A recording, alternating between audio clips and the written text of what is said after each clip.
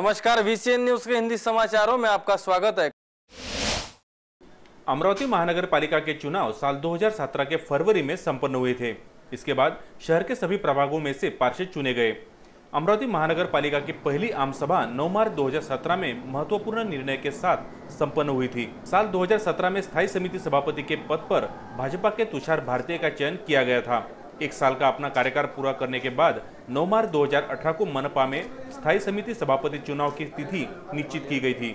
9 मार्च को संपन्न हुए इस चुनाव में स्थायी समिति सभापति पद के लिए सिर्फ एक ही नाम सामने आया, विवेक दिनकर कलोती, जो भाजपा के पार्षद है।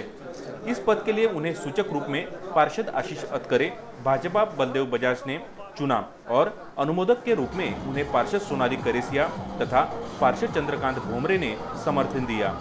इस तरह से यह चुनाव निर्विवाद हुआ।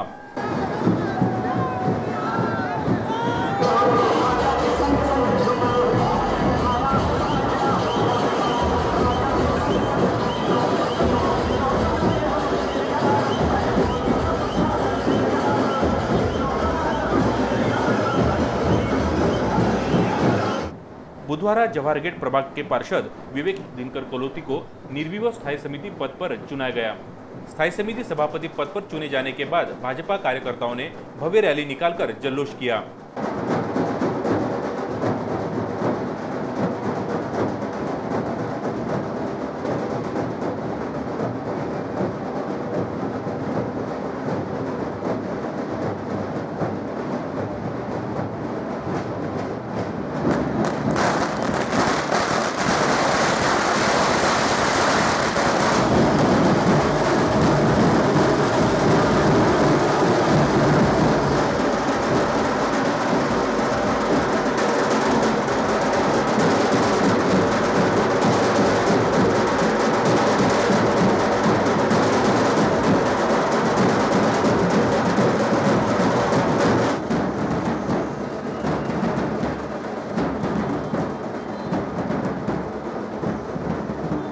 पैंतीस साल के इतिहास में पहली बार ऐसा हुआ जब रैली में नोट उड़ाई गई।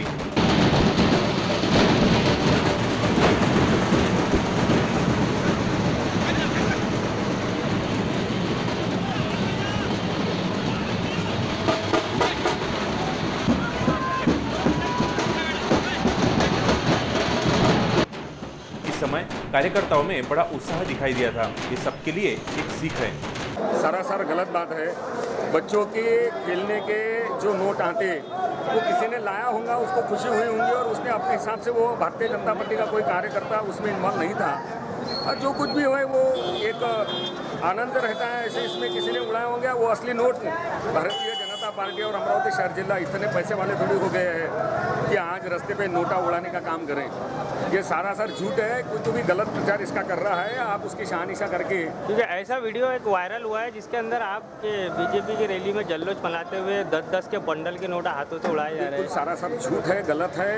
1 रुपया भी नहीं उड़ाया गया। वो बच्चों के खेलने वाले जो नोटा थी, जबकि जिस लोगों ने उठाए वो नोट बोले असली नोटा दिखाए गए। बिल्कुल नहीं है। आप उसका एक बार देखकर वो सब शहानिशा वगैरह सब आप कर सकते हैं। ऐसा कोई भी नहीं है और ऐसा कल भी नहीं था, आज भी नहीं और आगे भी नहीं होने वाला है। तो आप इसको आरोप को गलत मानते हैं? ये बिल्कुल सारा सर झूठ है। किसी ने एक मजा का भी इतना बड़ा माहौल है। एक भारतीय जनता पार्टी का स्टैंडिंग का चेयरमैन अनपोज यहाँ पर चुन के आता है और उसके खुशी में किसी ने ऐसा कुछ किया होगा तो वो बच्चों की खेलने की नोट है, उससे ज़्यादा कुछ और नहीं है। इस महारैली में भाजपा के पदाधिकारी, कार्यकर्ता, पार्षद ढोल ताशों के साथ ताल पर थिरकते नजर आए। महारैली का नजारा देखने के लिए शहर के नागरिक राजकमल चौक पर मौजूद नजर आए। स्थायी समिति सभापति सदस्यों की स्वीकृति में प्रभाग क्रमांक 17 के पार्षद आशीष अतकरे, प्रभाग 18 के पार्षद बलदेव बजाज, प्रभाग 2 के पार्षद चंद्रकांत भोमरे, प्रभाग 5 की पार्षद माधुरी ठाकरे, प्रभाग क्रमांक 1 की पार्षद सुचिता बीरे, प्रभाग क्रमांक 9 की पार्षद सपना ठाकुर, प्रभाग क्रमांक 22 बडनेरा नई बस्ती के पार्षद ललित झंझाड़, प्रभाग क्रमांक 10 के पार्षद ऋषिकेश खत्री, प्रभाग क्रमांक 3 के पार्षद प्रशांत डवरे, प्रभाग क्रमांक 15 के पार्षद शेख जफर, प्रभाग क्रमांक 8 के पार्षद अस्मा फिरोज खान, प्रभाग क्रमांक 2 के पार्षद बाला साहेब भुयार, प्रभाग क्रमांक 6 के पार्षद सोनाली करेसिया, प्रभाग क्रमांक 16 के पार्षद नाजिम रफू, प्रभाग क्रमांक 21 की पार्षद रुबीना हारून अली का चयन किया गया।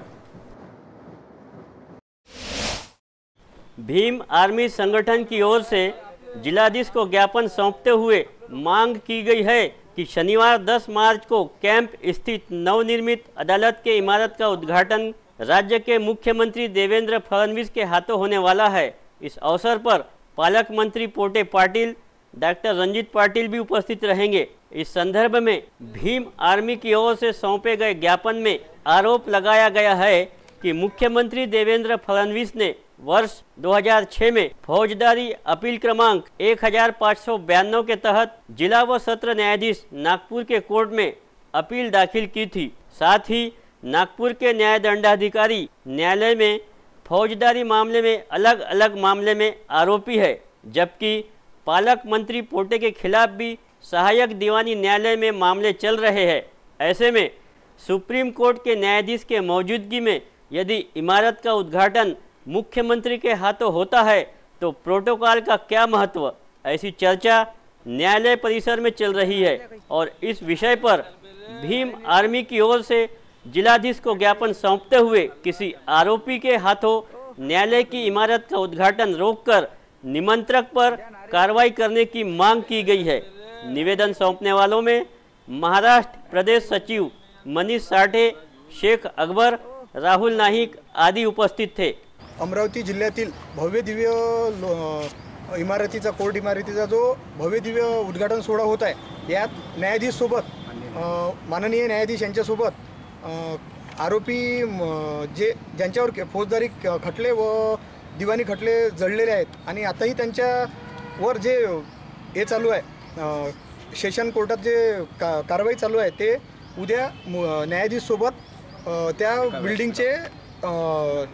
बिल्डिंगचे अनावरण सोहळा करत आहे।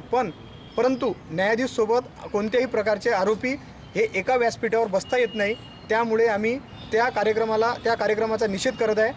परंतु त्या कार्यक्रमाच्या लोकांना पण सोहळ्याला जर सर्वोच्च न्यायाधीश हे जर आले असते, हे येत आहे, यांच्या हातानेच तो कार्यक्रम लोकार्पण सोहळा संपूर्ण जाणावा। जिला परिषद के उपाध्यक्ष तथा कृषि सभापति दत्ता ढोमने द्वारा गट विकास अधिकारी सागर पाटिल के कार्यालय में पहुंचकर गाली गलौज करने व बीडीओ से मारपीट करने की शिकायत पर गाड़गेनगर पुलिस की टीम ने उपाध्यक्ष दत्ता ढोमने को जिला परिषद से हिरासत में लिया था। पुलिस कार्रवाई से मची सनसनी के बाद बड़े पैमाने पर शिव सैनिक कार्यकर्ता व पदाधिकारी गाड़गेनगर थाने पहुंचे व कार्रवाई का विरोध दर्शाया था। तो वहीं पुलिस ने अपनी कार्रवाई जारी रखते हुए गुरुवार की शाम आरोपी दत्ता ढोमने को जहां अदालत में पेश किया था, जहां से उन्हें अदालत के आदेश पर जेल रवाना किया गया। शुक्रवार को इसी मामले में जिला परिषद के उपाध्यक्ष को अदालत के आदेश पर जमानत पर रिहा किया गया। जेल से बाहर निकाले जाने पर जिला परिषद उपाध्यक्ष के अनेक समर्थकों ने उनका स्वागत किया।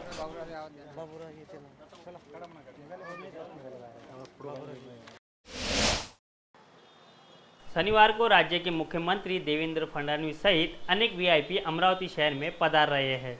अमरावती जिला व सत्र न्यायालय की इमारत अत्याधुनिक फोरेंसिक लैब नागपुर गेट उड़ानपुर का भूमि पूजन होने जा रहा है, जिसके लिए तैयारियां जोर शोर से शुरू है, जो अंतिम चरण तक पहुंच चुकी है।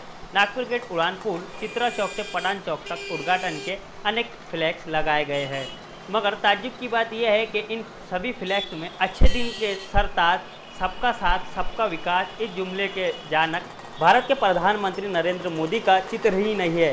क्या भाजपा पार्टी उन्हें भूल गई या फिर भारतीय जनता पार्टी के पालक मंत्री, पदाधिकारी, विधायक उनके चित्र फ्लैक्स पे डालना भूल गई? ये अहम सवाल है। राज्य सरकार की ओर से समाज कल्याण विभाग के जरिए गटई स्टाइल योजना का शुभारंभ विगत 2009 में बड़े जोरों शोरों से किया गया था। सरकार की इस योजना से चर्मकार समाज के बेरोजगारों में व्यवसाय को लेकर काफ़ी उम्मीदें जागी थी, लेकिन चर्मकार समाज के बेरोजगारों की यह उम्मीद सपना बनकर रह गई। विगत 2009 में प्रारंभ हुई गटई स्टाइल योजना के कैसे 12 बज रहे हैं, इसका एक हिस्सा VCN न्यूज़ चैनल ने दिखाया था। अब हम बताने जा रहे हैं गटई स्टाइल योजना में बीते 19 वर्षों से इस योजना से वंचित सुधाकर रेवस्कर का सपना 60 वर्षीय सुधाकर रेवस्कर की आपबीती समाज कल्याण विभाग के लिए शर्मसार करने वाली है। आम्ही समाज म्हणजे काम करत असताना आम्ही समाज कल्याणमध्ये काय की स्टॉलसाठी कमीत कमी 10-15 चक्रा मारल्या। हां ते म्हणत बा फार्मच उपलब्ध नाही। आणि जेव्हा फार्म येईन त्यावरती आम्ही देऊ काय अजून बाकीच्यांना स्टॉल दिला आहे त्यांनी। हो त्यामध्ये काही कोणी कामही नाही करून राहिले। हां तो त्याचा सर्वे व्हायला पाहिजे। गटई योजना के तहत समाज कल्याण विभाग से स्टॉल की मांग करते हुए अपनी चप्पलों की एड़ी घिस ली है, लेकिन समाज कल्याण विभाग ने सकारात्मक प्रतिसाद नहीं दिया। उनका कहना है कि चर्मकार समाज को रोजगार देने के लिए शासन ने जो गटई स्टॉल योजना अमल में लाई है, वास्तविकता में वह कागजों पर ही सिमट कर रह गई है। गटई स्टॉल योजना से जिनका कोई लेना देना ही नहीं है, ऐसे लोगों को इसका लाभ हुआ है। चर्मकार समाज काम करणाऱ्याला हे स्टॉल देण्यात सरकारनं हे केली मोहीम काढली। बाकीच्यांना हे स्टॉल काढण्यासाठी मोहीम दिलेली नाही। त्याच्यामध्ये बाकीचे धंदे करून राहिले। पानठेले कोणी काही प्लास्टिकचे हे सामान विकत आहे, त्यांना हे स्टॉल देण्याचा काही अधिकार नाही आहे। 8 मार्च विश्व महिला दिन के अवसर पर जहां पूरे भारत ही नहीं बल्कि अमरावती शहर में भी महिला दिन के अवसर पर विविध कार्यक्रमों का आयोजन किया गया, तो वहीं स्थानीय मध्यवर्ती कारागृह में भी विश्व महिला दिन का आयोजन किया गया। इस आयोजन के दौरान महिला कैदियों की ओर से संगीत खुर्ची, निबंध स्पर्धा, रंगोली स्पर्धा जैसे सांस्कृतिक कार्यक्रम लिए गए और इस कार्यक्रम के दौरान महिला कैदियों तथा महिला कर्मचारियों का सत्कार भी किया गया। अमरावती मध्यवर्ती कारागृह तथा वराहट संस्था के संयुक्त तत्वाधान में इस कार्यक्रम का आयोजन किया गया था। विगत कई दिनों से चर्चाओं में आए खोलापुरीगढ़ पुलिस थाने का आखिरकार नूतनीकरण कार्य प्रारंभ हो ही गया।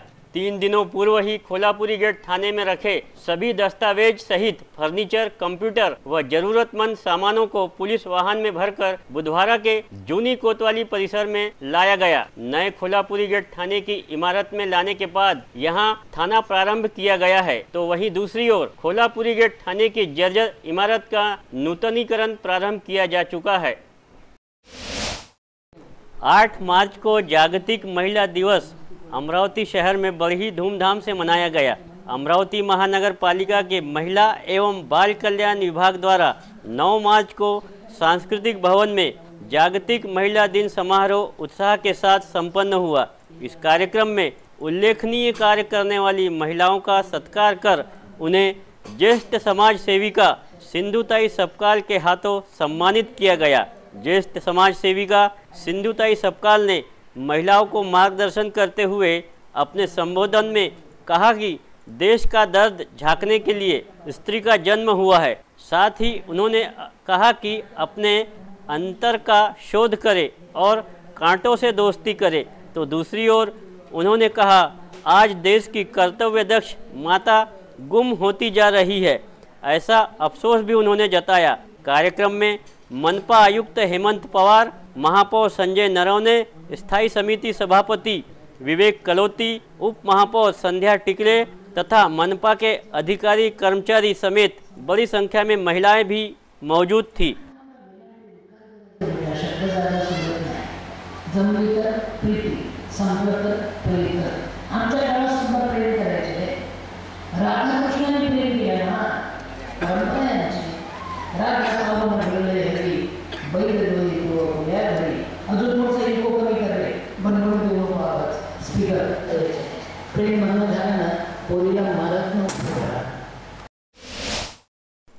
इससे पहले कार्यरत महावितरण के 6 पुलिस थाने बंद किए जाने के बाद राज्य में बिजली चोरी के प्रकरणों को रोकने के लिए एवं बिजली चोरी के अपराध दर्ज करने के लिए पूरे महाराष्ट्र में 132 पुलिस थानों के तहत बिजली चोरी के अपराध दर्ज करने की इजाज़त दी गई है, जिसमें अमरावती जिले के 4 और यवतमाल जिले के 4 ऐसे कुल 8 पुलिस थानों का समावेश है।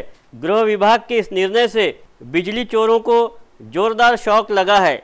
इस संदर्भ में एक आदेश गृह विभाग ने बीते 28 फरवरी को जाहिर किया, जिसमें राज्य भर के 132 पुलिस थानों में महावितरण, अधिकृत फ्रेंचाइजी वितरण या वितरण इजाजत धारक इनकी ओर से चोरी के संदर्भ में बिजली चोरी को लेकर प्रथम जानकारी अहवाल दाखिल की जा सकेंगी। साधारणतः प्रत्येक जिलों में 3 से 4 पुलिस थानों में अपराध दर्ज किए जा सकेंगे, तो वहीं बड़े शहरों में 5 पुलिस थानों में बिजली चोरी के अपराध दर्ज करने की इजाजत दी गई है। इससे पहले महावितरण के 6 पुलिस थाने बंद किए गए। बिजली चोरी के माध्यम से लगभग 10% बिजली वितरण की हानि होती है। राज्य के अन्य जिलों के अलावा अमरावती जिले के ग्रामीण में 2 तथा शहर में 2 पुलिस थानों में मामले दर्ज किए जा सकेंगे, जिसमें शहर के राजापेट व बडनेरा तथा ग्रामीण के मोर्शी व अचलपूर का समावेश किया गया है।